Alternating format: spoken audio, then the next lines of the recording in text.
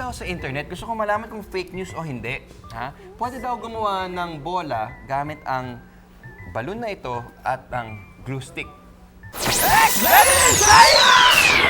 Ang mga kailangan natin dito, itong ball, gunting, glue stick, rubber balloon, petroleum jelly, glue gun, cloth. So first step ay kailangan lagyan ng tubig ang balloon sa gripo. Paalala lang ha, wag po natin gagawin tong experiment pag wala po tayong kasama na mas nakatatanda. Kasi may glugan tayo. Tama, may glue gun. Mainit yan.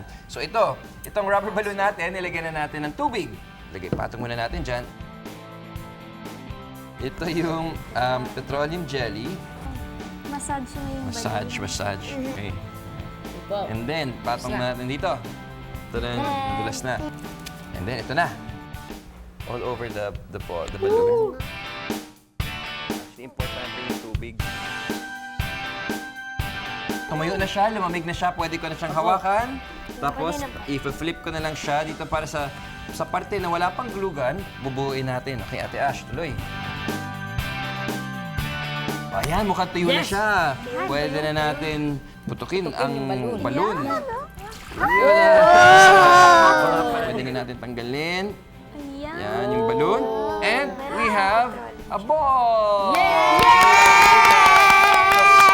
Ano, do you believe? I believe! Ang hot glue ay natutunaw at nagiging liquid pag nainitan. Dumitigas, nagiging solid at dumidikit sa iba't ibang surface naman ito pag lumamig. Ang hot glue na ginamit namin sa experiment ay umiinit hanggang 248 degrees Fahrenheit. Ang balloon naman ay may melting point na 248 degrees Fahrenheit.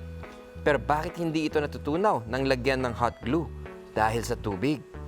Ang init mula sa hot glue ay napupunta sa balloon pero naipapasa ito sa tubig sa loob ng balloon. Kaya hindi umaabot sa melting point ang balloon at hindi ito natutunaw. At nang mag-cool down ang hot glue, nabuo ang bola. I believe!